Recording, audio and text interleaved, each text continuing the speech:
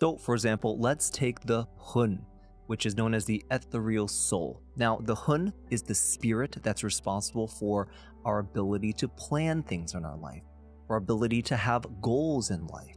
And there's a direct relationship between our internal organs and our emotions and our mind spirit.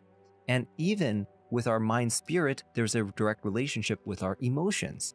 That's why this diagram goes in all directions. It goes from the mind spirit to the internal organs, and it goes back and forth.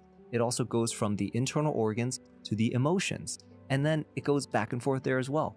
And then between the mind spirit and the emotions, there's also an arrow that goes back and forth. And so what that means for us from a clinical sense is that when we treat the qi and blood of our organs, we can actually affect our mind spirit, which this mind spirit is those 5 spiritual aspects. So for example, if we treat our liver and we nourish liver blood, that means we can affect the Hun in that way, in a positive way.